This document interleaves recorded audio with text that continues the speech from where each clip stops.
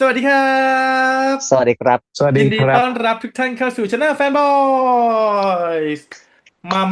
เรามารีแคปกันกับ Melody of Secrets ความลับในบทเพลงที่บรรเลงไม่รู้จบ EP ที่7มีใช่ไหมรักที่คือจะบอกว่า EP ก่อนอ่ะมันเร้าเรามากเลยว่าวันเนี้ยมันต้องรู้อ่ะมันต้องรู้แล้วอ่ะก็รู้แล้วไงอืม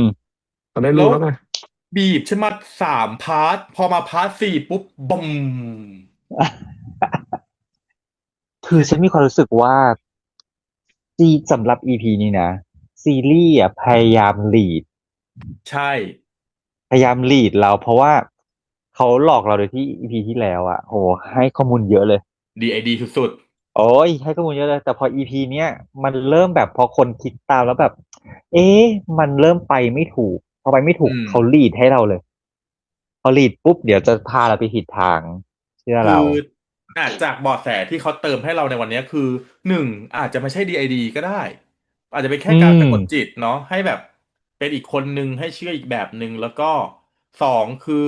ผมเป็นลูกคนเดียวคนเดียวถูก บทใจไม่มี ไม่มีจ้าบทใจจ้า ทฤษฎีบทใจพับเก็บต่อไปค่ะใส่หีบไว้ถูกพับไปเลยคราวนี้เราจะได้ตัดทฤษฎีบทใจออกไปเลยนะเราตัดบทอืใจมออกมันจะได้ออกไปแล้วก็มีบอกว่าพ่อเป็นคนดีพ่อเป็นอืมคนดีแต่ผู้ก็คนดีถูว่าบอก แต่พ่อกแต่พ่อเป็นคนดีเนี่ยเหมือนจะยังไม่ช่วยอะไรเพราะไม่มีอะไรเชื่อมโยงกับพ่อเลยตอนนี้อ้าวก็ถ้าพ่อเป็นคนดีนั่นแปลว่าการที่พ่อเสียไปตอนนั้นนะก็คืออาจจะไม่ได้เกี่ยวข้องกับการทุจริตอะไรอย่างเงี้ยคือไม่ได้มีเรื่องผลประโยชน์เข้ามาเกี่ยวข้องป่ะหรือว่าเพราะพ่อเป็นคนดีแล้วคนอื่นไม่ดีเลยมาทำร้ายพ่ออันนั้นน่ะน่าแล้วมันก็จะ จะเป็นสมมติฐาน question นี้ว่าใครคือคนไม่ดีอ่ะก็ต้องหาคนไม่ดีไงอ๋ออืไงมซึ่งไม่ใช่แค่คนไม่ดีนะต้องเป็นคนไม่ดีแล้วโยนความผิดทั้งหมดไปที่พ่อด้วยเพราะว่าพ่อถูกเข้าใจว่าเป็นคนไม่ดีอืมถูกปะล่ะอ่าแต่ใครวะแต่เราจะเอาสมการพ่อมาโยงยังไงในเรื่องนี้ใช่ตอนนี้ได้ยังหาเพราะจุดเพราะว่าเชื่อมไปถึงพ่อยายเกไม่ถูกลียดพ่อยายไม่ชอบพ่อเห็นไหมล่ะ ยายเกลียดพ่อยายไม่ชอบพ่อยายเลยเป็นคนหาวิธีใส่ความเพื่อโยนความให้พ่อือเพื่อพ่อให้มแล้วเสร็จแล้วก็คือให้คนไปฆ่าพ่อเลยอย่างเงี้ยเหรอคืออาจจะแบบคืออาจจะยายเนี่ยส่วนตัวนะมองว่ายายอ่ะอาจจะเป็นคนคือยายคือคนไม่ดีที่ดิฉันนะอืมฉันยกมือก่อนเลยอืมยายคือคนไม่ดียายเป็นคนทำให้พ่อตุยนะแล้วก็โยนความผิดทั้งหมดไอ้ความโลภของตัวเองเนี่ยเรื่องสัมปทานอะไรเงี้ยจริงๆแล้วยายคือผู้อยู่เบื้องหลังแล้วโยนความผิดทั้งหมดไปที่พ่อนึกออกไหมคือทำพ่อตุยปุ๊บฉันไม่ได้ทำฉันเป็นผู้บริสุทธิ์อีนั่นน่ะมันเลวมันทำ ก็โยนความผิดไปทางนั้น ซึ่งมีทันภพเป็นผู้รู้เห็นในเรื่องนี้หมายถึงว่ารู้ว่าจริงๆแล้วพ่อเป็นคนดียายเป็นคนทำทันภพเห็นแม่เลยสีหน้าตกใจมากบอกเฮ้ยทันภพเฮ้ยอย่างนี้ขึ้นมาอย่างนี้แม่ก็เลยจะทำเหมือนนะแม่เหมือนก็เลยเหมือนแม่แม่ก็เลยก็เลยอัเก็บพลอแม่ก็เลยเก็บทันภพ อ่าอืมซึ่งมันก็เลยเป็นภาพที่ตัวของบทเพลงเห็นกระสุนปืนปุ้งปั้งนึกออกปะในฝันอืมแต่ว่าตอนเนี้ยไอ้ภาพของไฟไหม้อันเนี้ยยังไม่แน่ใจว่ามันแบบไฟอืไหม้น่าจะมเป็นบ้านที่มันหายไปปะบ้านหลังนั้นที่หายไปอ่ะก็อืมเป็นไปได้มันจะเป็นน่าจะเป็นบ้านหลังนั้นนะเป็นไปได้อืม อ่าถูกทีนี้อย่างที่สองที่ฉันจับได้ในวันนี้ก็คือว่าอันนี้ไม่คิดมากไปหรือเปล่าแต่คือเพลงที่ตัวของบทเพลงแล้วก็แทนคุณมาร้องด้วยการที่สีไวโอลินเนี่ยมันมีชื่อว่าเดซี่อะไรสักอย่างถูกไหมอืมอืมแล้วตอนไตเติ้ลเพลงอ่ะฉันเห็นมีจี้รูปดอกเดซี่อ่ะขึ้นอยู่ตรงชื่อตานุกับเจมี่ป่ะเหรออันนี้ไม่ได้สังเกตถ้าจำไม่ผิดเหมือนจะอยู่ที่ชื่อของตานุกับเจมี่ซึ่งยังไงนึกออกไหม อืมหรือว่า ลูกสาวยังไงอีกแล้วเหรอหรือว่าจริงๆแล้วไม่ใช่ลูกแล้วเป็นลูกตะนุทีเนี้ยพอเราพูดถึงตนุเนาะ ถ้าอย่างที่พี่ปอนชอบพูดเสมอว่าพวกซัสเพนเนี่ยชื่อของตัวละครมีความสำคัญอืมตาอืมนุเนี่ยมันคือตัวตนความเป็นตัวตนน่ะแล้วตานุโผล่ออกมาอย่างเงี้ยมันคือเป็นสักอย่างหรือเปล่าเป็นตัวตนของบทเพลงไหมหรือว่าการออกมาของตานุสามารถดึงตัวตนของบทเพลงออกมาได้หรือเปล่าเพราะตอนที่ตานุเอาหัวโขกโต๊ะเห็นป่ะพอเห็นเลือดปุ๊บบทเพลงก็บทเพลงมีอาการเอดึงอดึงเซลฟ์ตัวเองขึ้นมาอะไรเงี้ยอืมตานุอาจจะต้องมีส่วนสำคัญมากๆอ่ะอืม คือถ้าใครที่ชอบดูดวงออนไลน์เหมือนฉันจะรู้ว่าตานุแปลว่าตัวตนภพเรือนที่หนึ่ง พบตนุอย่างงี้ ใช่ ค่ะ อ่ะวันนี้ดิฉันจบแล้วค่ะ สวัสดีค่ะพับไมค์ค่ะท่านประเอาธานโอเคอะไรวะอันนี้เป็นทฤษฎีป้าอ่าอ่ะฉันขอฉีกแล้วกันฉีกมาเลยมันจะได้มีคนหนึ่งถูกเอาถ้าป้าเดาว่าคุณยายเป็นคนไม่ดีฉันขอปักว่าคุณยายเป็นไม่ได้เป็นคนไม่ดีอืมอาจจะไม่บอกว่าเป็นคนดีนะอืมฉันจะบอกว่าเป็นคนไม่ได้เป็นคนไม่ดีฉันน่ะเดาว่าคุณยายเนี่ยเป็นคนพยายาม manage ทุกอย่างให้มันอยู่ในความปกติ จากเหตุการณ์หนึ่งแล้วมันทำให้ทุกคนเนี่ยตะเลิดไปหมดทั้งลูกสาวทั้งตัวของบทเพลงเองก็เหมือนกันก็เลยสันนิษฐานว่ามันเกิดจากเหตุการณ์ที่ว่าถ้าไล่เรียงจากพ่อก่อนเนาะอืมพ่อเนี่ยพาตัวบทเพลงกับแม่มาที่บ้านหลังนั้นที่คาดเดาว่าจะเกิดไฟไหม้นั่นแหละเหตุการณ์ที่พ่อโดนใส่ร้ายว่าเอ่ออะไรนะ ทุจริตถูกไหมอืมอันเนี้ยอาจจะใส่ร้ายจากใครสักคนที่เป็นคนใหญ่คนโตเขาอาจจะไม่ได้เปิดเผยไม่อาจจะไม่ได้มีตัวตนแค่พูดถึงเฉยอืมๆว่าเอ้ยก็ใส่ร้ายคนนี้ไปแล้วก็โดนสั่งเก็บมาเก็บปุ๊บทำให้บ้านไฟไหม้และหายไปอะไรใดๆก็แล้วอืมแต่แต่คราวนี้คนที่เป็นคนยิงหรือเป็นคนที่ทำให้เกิดเหตุจริงๆฉันน่าเดาว่าบทเพลง ยังเดาว่าเป็นบทเพลงอยู่พอเป็นบทเพลงปุ๊บแม่ที่รักบทเพลงมากๆแม่พยายามจะนึกออกไหมตกใจด้วยทำยังไงก็ได้ที่ทำให้บทเพลงเนี่ยถึงกลับมาเป็นคนเดิมแล้วตัวเองก็เสียใจนู่นนี่นั่นด้วยอะไรอย่างเงี้ยเพราะฉะนั้นยายก็เป็นคนที่จะต้องแบบเอาวะต้องสะกดจิตสะปกดจิตทั้งกป้องเหรอสองคนเลยปกป้องทั้งคู่ทั้งแม่และบทเพลง ก็สะกดจิตแม่ให้แม่หลับไปอืมเพราะว่าถ้าแม่ตื่นมาแม่จะจำเหตุการณ์ในวันนั้นได้แล้วก็จะทำให้เสียใจและอาจจะเป็นบ้าไปได้แม่ก็เลยอยากจะต้องปกป้องแม่หนึ่งต้องสะกดจิตบทเพลงด้วยเพราะอะไรเพราะว่าถ้าบทเพลงเป็นจำได้คนใหม่แบบนี้จะทำให้แม่เสียใจนึกออืมอกไหมเพราะแม่คาดหวังว่าจะเจอบทเพลงคนเดิม แต่ว่ามันต้องมีอะไรสักอย่างที่จะต้องทำให้ยายกดจิตบทเพลงให้กลับมาเป็นคนที่แม่เชื่อว่านั่นคือบทเพลงคือเป็นคนที่ไม่กินผักใดๆนู่นนี่จำได้ไหมอืมเพราะฉะนั้นนางต้องพยายามสะกดจิตอยู่เรื่อยๆเรื่อยๆแบบนี้โอเค เพราะว่าถ้าไม่สะกดจิตแล้วเดี๋ยวบทเพลงจำได้ว่าเหตุการณ์นั้นเกิดอะไรขึ้นสมมุติฐานเจกต่อจากเจแล้วกันคือจริงๆพอดูวันเนี้ยภาพค่อนข้างชัดว่าถามว่ายายเป็นเบื้องหลังทุกอย่างไหมสำหรับเจกว่าใช่อืแต่มสาเหตุที่ทำโจทย์คือรักลูกอืมอืมเมนหลักเลยเพราะว่าอะไรก็ตามพอยต์จุดชี้นั่นน่ะมันอยู่ที่แม่คนเดียวที่เหลือเป็นคอนซีเควนซ์ของความรักลูกสาวคนนี้เท่านั้น น่าจะประมาณนั้นถูกไหมเพราะว่าวันเนี้ยพอเราเห็นเสร็จปุ๊บไม่ว่าจะเกิดอะไรขึ้นก็ตามแม่จะเป็นคนแรกที่ยายโปรเทคอืมอืมส่วนเพลงอีกเป็นแถวสองใช่ทำบทเพลงเพื่อโปรเทคแม่อีกทีหนึ่งถูกถูกเพราะฉะนั้นเนี่ยภาพหลักก็คือเป็นแค่แม่กับลูกนั่นแหละก็คือรักลูกสาวตัวเอง เหตุการณ์ที่วันนี้เราเห็นได้ว่า แม่เป็นคนฆ่าทันภพ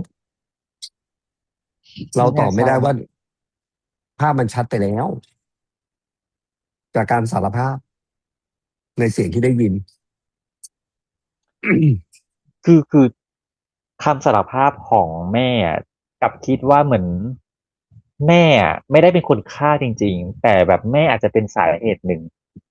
ก็ณวันทานี้เรางอ้อมข้อมูลที่ได้ณทางอ้อมวันนี้ไงอืมที่ได้อืมณวันนี้มันคือแบบนี้แล้วก็เกิดอาการเขาเรียกอะไรอะแพนิคแตกอะแล้วก็เบรอืกไปเลมยพอเบรกไปเลยทางรักษาก็อย่างที่เจเล่านั่นแหละว่าโอเคยายก็เริ่มสะกดจิตใดๆเริ่มปรับทุกอย่างเพื่อให้มันหมุนกลับเข้ามาสู่สภาวะ อืมเพียงแต่ว่าถามว่ามูลเหตุของการทำให้เกิดเรื่องนี้คืออะไรเรายังไม่รู้ทำไมใช่จะต้องทำถึงค่าตีรันฟันแทงขนาดนั้นเราก็ไม่รู้ แล้วมันต้องเป็นเหตุการณ์ที่แบบหนักมากนะไม่งั้นแม่ไม่แบบอืโอ้โหมขนาดนี้อ่ะเป็นแบบก็ขนาดนี้เราก็ต้องยอมนะว่าการแสดงแบบรับรู้ได้เลยนะว่าแบบว่าแพนิคช็อก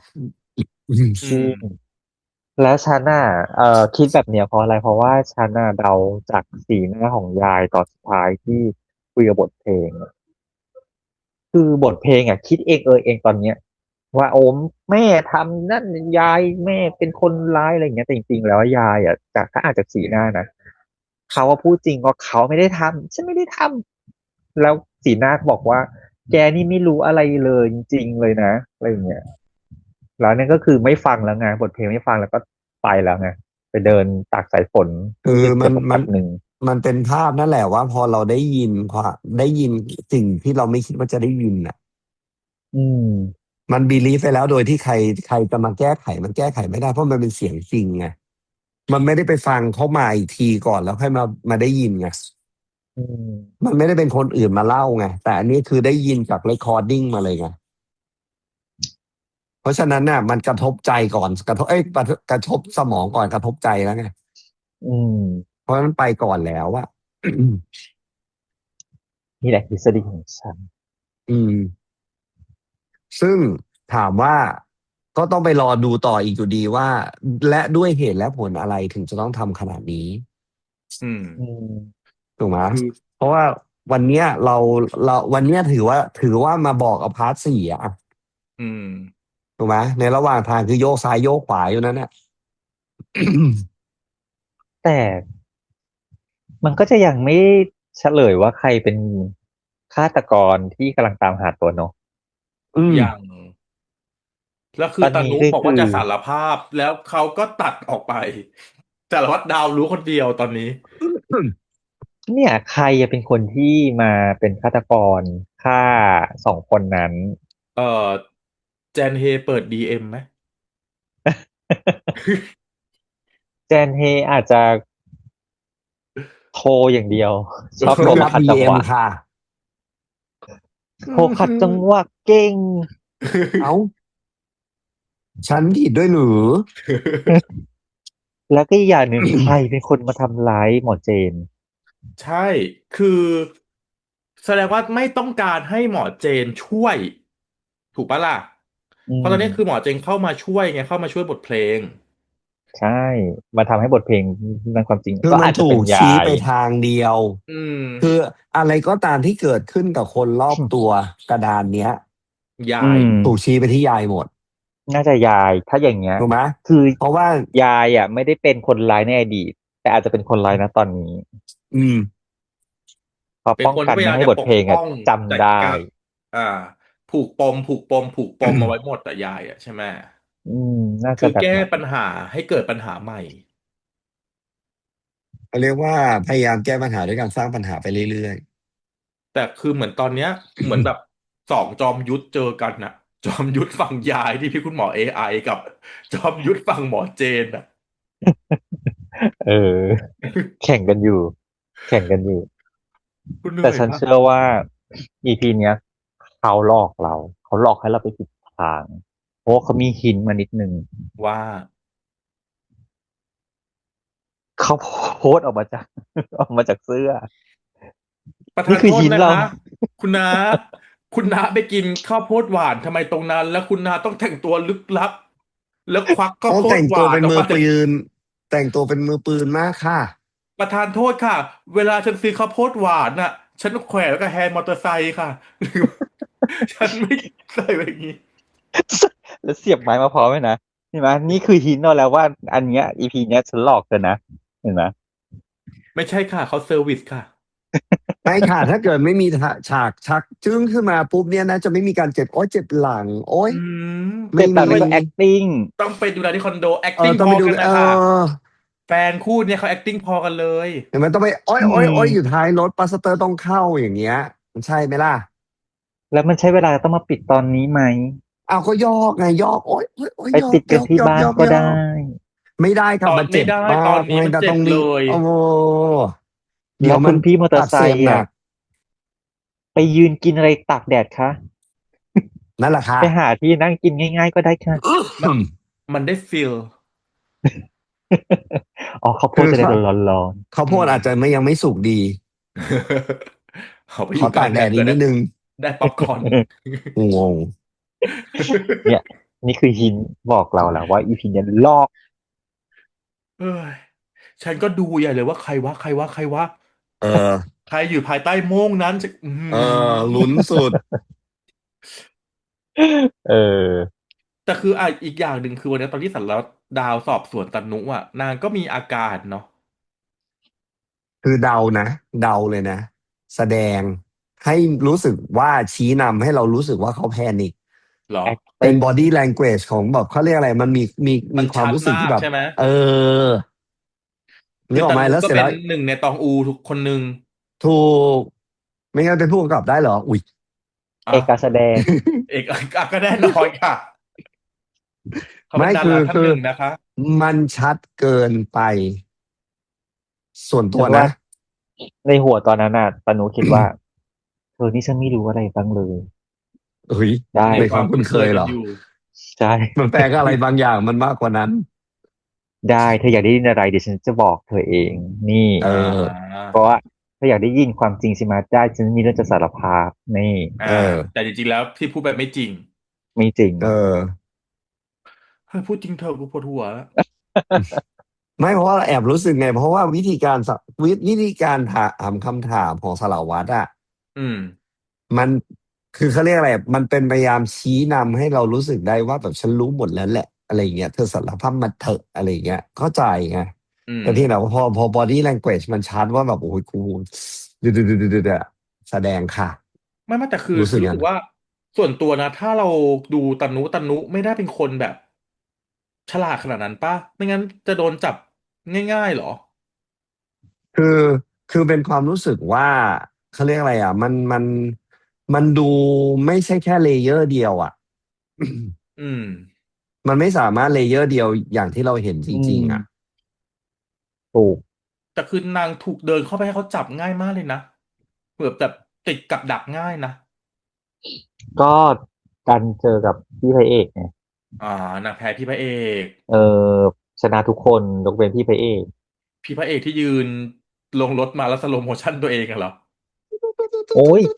ต้องสโลว์เพราะว่าไปขับวนยูเทิร์นอีกรอบนึงอยู่ไม่ใช่คนละค่ะคันค่ะนี่ก็ปักใจเชื่อเหลือเเกินว่าออพี่พระเอกใครยูเทิร์น ปล่อยคิวรถมาเนี่ยฉันสั่งคนละคัดเลยนะคันค่ะฉันการันตีฉันมองไฟหน้าฉันก็รู้ค่ะ โอ้ยแต่พี่พระเอกมากเปิดประตูรถลงมาแล้วเอยืนเฉยอเออๆอุตส่าห์ขับจากกรุงเทพมาเลยนะแล้วค่อยๆมาพอดีเลยเฮ้ยแต่ว่าเราต้องบอกว่าวันเนี้ยคือเห็นความแตกสลายของบทเพลงแล้วสงสารเนาะอืมอืมเป็นคนที่ไม่มีความทรงจำในอดีตแต่ถูกแต่ที่รักแม่ไม่รู้ถูกสะกดจิตให้รักหรือเปล่าหรือยังไงนึกออกป่ะแล้วพอมารู้เรื่องราวแบบเนี้ยเรารู้สึกว่าเขาแบบสลายเท่าที่เขามีอ่ะความรู้สึกที่เขามีอยู่แค่เนี้ยก็มีความทรงจำอยู่แค่เนี้ยแล้วมันก็สลายไปแบบแตกไปอ่ะคืออืมันมมันสลายด้วยความรู้สึกว่าคนที่เขารัก เขาหรอตอนนี้ถูกเชื่อถูกไหมถูกอืมเชื่อว่าคนที่เขารักกลายเป็นถูกคนที่เขาเรียกอะไรนะคนที่เขาแบบทันพบเขาอ่ะอืม ทันพบก็ถูกแม่ เนื่องจากข้อมูลที่ได้นะ เราไม่รู้ว่าใครเป็นคนทำแต่ไม่รู้แต่เรารู้ว่าแค่ว่าณวันนี้ว่าแม่เป็นคนทำแม่มีส่วนแล้วกันเออแล้วมันก็เลยทำให้แหลกสลายเข้าไปอีกไงเพราะตรงนั้นก็คือความรักของเขาอืมเออแล้วถูกทำร้ายโดยคนที่เขารักอีกหนึ่งคน แล้วก็สะกดจิตเขาอีกเพราะเขาพิอืมสูจน์มาแล้วด้วยการเล่นละครถูกปะล่ะอืมโอ้ยเขาการละครนะเขาทำผักออกมานะหยิบผักออกมาให้ยายเห็นนี่แอคอืติ้งเออแล้วนั่งกินจะต้องเปิดประตูทิ้งเอาไว้เพื่อให้ยายยืนดูด้วยนะนี่เอแล้วก็หยิบอยกสูงๆนี่เอผักฉันกินนะอ่จ๊ะนี่านี่เบรกฟาสต์กินราดหน้าเอ้าเลยเหรอถามจริงเธอมันเลิศ ฉันกินนะฉันกินฉันชอบกินก๋วยจั๊บอ๋อเหรอเบรกราดหน้าฟาสต์ฉันว่าเอราดหน้าอหนักไปหน่อยราดนู้นฉันก็กินราดหน้าฉันชอบผัดซีอิ๊วฉันก็กินมื้อเช้า ฉันก็กินเออเมื่อกี้ฉันตอนที่เธอพูดกันฉันกำลังนึกไปถึงอีพีหนึ่ง อ่าว่าฮะฉันจำได้มีอยู่คำหนึ่งที่แทนไม่ใช่แทนคุณที่บทเพลงอ่ะพูดว่าเออเหมือนโดนเอาความทรงจำปลอมๆอ่ะใส่เข้ามาแล้วนางอ่ะอยากได้ความทรงจำจริงๆของนางกลับคืนมาประมาณเนี้ยแต่อืมฉันจำอืมคำพูดเป๊ะๆไม่ได้นะอืมหรือทั้งหมดที่นางจำได้อ่ะมันคือความทรงจำปลอมทั้งหมดการที่บอกว่าเป็นลูกของพ่อกับแม่แล้วมีลูกคนเดียวก็คือความทรงจำปลอมเหมือนกัน possible ก็เป็นไปได้นะเพราะว่าทั้งหมดแล้วมันคือชุดข้อมูลที่ถูกใส่ลงมาในระหว่างทางไม่แต่ที่เขาบอกว่าเขาเป็นลูกคนเดียวอ่ะมันคืออยู่ในห้วงสะกดจิตของหมอเจนไม่ใช่เหรอไม่หมอเจนแต่จำได้ไหมว่านางอ่ะเกิดอุบัติเหตุแล้วความทรงจำหายไปทั้งหมดถูกความทรงจำที่มีตอนนี้อาจจะถูกใส่เข้ามาโดยหมอ AI ก็ได้ไม่แต่หมอเจนขุดลึกไปถึงวัยเด็กแล้วนะอาจจะเป็นความทรงจำที่ใส่เข้ามาอีกทีไงคือใส่ฉันว่าหมออย่างนี้ตั้งแต่แรกไม่มัน สิห lost มอไปเลยอ่ะหมอเจนป้าเก่งกว่าอันนี้ซัพพอร์ตหน่อยหนึ่งซัพพอร์ตเจ๊หน่อยหนึ่งคือจำตอนหมอ AI ได้ไหมเออตอนที่เนี่ยฮิปโนไทล่าสุดอะ คุณอายุคุณ18อายุเท่าไหร่แสดงว่าไอ้อิมแพลนน่ะมันอิมแพลนได้ทุกๆเรื่องอืมเขาอาจอืจะไม่ได้เรามเขาเราอาจจะไม่ได้มองลึกตรงไปแต่ว่าถ้าเจ๊จุดประเด็นน่ะถ้าหลังจากที่อุบิเหตุไปแล้วทุกอย่างเป็นศูนย์น่ะจะอิมแพลนอะไรลงไปก็ได้นะอืแล้วนางอิมมแพลนทั้งหมดไงก็ทั้งหมดเป็นได้นะเลยแล้วอาจจะฮิปโนไทอีกทีหนึ่งว่าสะกดฉันลูกจิตอีกทีคนเดียวหนึ่งว่าเป็นเอีกคนอออะไรอย่างเงี้ยเพราะว่าจริงๆเขาดูแล้วอาจจะพูดเสียงดัอาจจะเป็นลูกงนะว่าลูตะนุก็ได้กคนเดียวเอออาจจะเป็นอาจจะลูกตะนุเป็นลูกตานุก็ได้กับถูก ใดๆก็ได้อ่าก็เลยเกลียดพ่อลูกเพื่อตานุให้แบบว่าเพื่อให้เมมโมรีมันเปลี่ยนไง หรออืเป็นลูกตานุมหรอ ไม่รู้ เพราะว่าเพราะว่าบ้านหลังนั้นน่ะที่โดนไฟไหม้อ่ะเห็อ๋อนไหมว่าตาหนูยืนอยู่ถูกปะอือ๋อมกำลังจะบอกว่าคือยายหมอ AI เนี่ยไปเอาบทจะคือตอนนี้กาซิบุ๊กเนี่ยจริงๆแล้วคือบทใจไม่ใช่ลูกบ้านนี้ไปอืเอามมาแทนที่บทเพลงตัวจริงแล้วถูถูกกสะกดจิตว่าฉันชื่อบทเพลงอายุเท่านี้อืมใช่แต่จริงๆแล้วคนที่เป็นบทเพลงจริงๆได้ลายอาจจะตุยไปแล้วกับจากไฟไหม้จากไฟอะไรอไหม้ย่างนี้นั้น ใดๆสักเพราะว่าอย่างไฟไหม้นั้นอยู่กันสองคนคือบทเพลงกับบทใจอยู่ด้วยกันแต่บทเพลงลายตุยบทใจอืมเลยถูกเอามาสวมเป็นบทเพลงซึ่งบทใจคือลูกตะนุอืมอาจจะอย่างนั้นเอเลยเพื่อที่นี่เพื่เลย อที่จะปกป้องลูกตัวเองก็คือปกป้องแม่ไม่ให้เอแม่ออะแบบไม่ให้แม่รู้ว่าลูกตัวเองตุยโอ้โหอันนี้อุ๊ยอันฉันนี้ชื่อบุเลยษบาเอิอันดนี้เป็นดาไปดาได้ดาดาเห็นไหมนี่อ่า ฉันนี่รู้ตอนจบแล้วนี่ฉันคิดออกฉันเก่งเอิดพี่เติ้ลเธอหลอกพวกเราไม่ได้หรอกนะ เห็นไหมชพี่อบคิดพี่ต้ปะ นนั่งหัวเราะตัวสั่นอยู่แล้วตอนเนี้ย ถึงเธอจะเก่งการละครฉันก็สืบสวนนะจ๊ะนี่ใช่ฉันเนี่ยจินคิดเก่ง ตนาการสำคัญมาก EP ก่อนสิ่งที่เอิด EP ก่อนไม่เออเอาแล้วเอาอันนี้ เออไม่เอาแล้วเอาใหม่มาอันนั้นเลยเปลี่ยนตตัดทิ้งไปลอด เพราะอันนั้นเอิดและผิดไม่อันนี้เรามีทิศทางไงเราเห็นจากภาพแล้วเราเริ่มต่อจิ๊กซอว์ช่วงที่มันเฉเอลยมาประมาณหอนึ่งแล้วไง EP ก่อนแล้วก็มั่นใจว่าเรามีทิศทาง อีพีก่อนเรามั่นใจมากว่า DID เออเป็นไงล่ะวันนี้เจอเฉลยเข้าไปเขาอาจจะฟลิปอีกก็ได้นะถูกอ่าปะล่ะเพราะทุกอย่างมันแสดงว่าจะอิมแพลงลงไปในสมองนะจ๊ะถูกอืแสดงว่าทฤษม ฎีบทเพลงบทใจเราต้องเอากลับมาแล้วนะตัดหยุทิ้งดค่ะไปได้แล้วนะกดใจกลับต้องกลับมาก่อน มาก่อนนะ อันนี้แต่ไม่ช่างบอกว่าฉันงงอืมไปหมดแล้วค่ะคราวที่แล้วอะบทเพลงบทใจคือคนคนเดียวกันนอนอยู่ในอ่าตัวคนเดียวกันแต่อันนี้DID บทเพลงบทใจแยกคนกันละแยกร่างแล้วนะ แยอ่ากล่างแยกร่างแล้วนะก็ก็คือมักจียังต้องกลับมาอยู่นะมักจียังต้หรอองกลับมาเล่นจีรันต้องกลับมาเหรอ ใช่อ๋อเหรอจีรันบอกปล่อยกูไปเฮ้อะ เออนะประมาณนี้ไหมอย่าเดาเยอะเลยเดาแล้วยิ่งออกทะเล ได้เออ เอ๊ะ EP หน้าคู่ฮันนีมูนเขาจะกลับกันมาหรือยังนะควร EP จะ หน้า EP หน้าวันที่เท่าไหร่คะ31ไม่ใช่โน3030เพิ่งกลับหรอไม่รู้ซึ่งจะโดนพายุหิมะเราดีเลย์หรือเปล่าอ๋ออุ้ยไม่เป็นไรก็ถ้าคู่ฮันนีมูนกลับมาก็เดี๋ยวให้คู่ฮันนีมูนเข้าด้วยถ้าไม่ยังไม่กลับมาก็เดี๋ยวเรา3 คนก็มาเอิดกันต่อไม่ได้แคร์โชคถ้ามาเราจะใส่ด้วยว่าเราแบบเรามีทฤษเก่งมากฎีของเราไม่หรอใช่กบอกไปเลยเขามาเขาก็จะนั่งเงียบเงียบนิ่งๆเพราะเขาตามเราไม่ทัน ถูกซึ่งถ้าใครเห็นด้วยแล้วอยากจะเอิดกับเราเชิญสแกน QR code นี้ค่ะ ติ๊งหนึ่งเห็นมากเห็นเจ๊ช่วยใส่ก็คือเอฟเฟกต์นี้ให้หน่อยดีเจ๊ว่าติ้งต่องแบบเงินเข้าอ่ะ อ๋อได้ก็คือเราจะฮิปโนไทใช่ถูกต้อง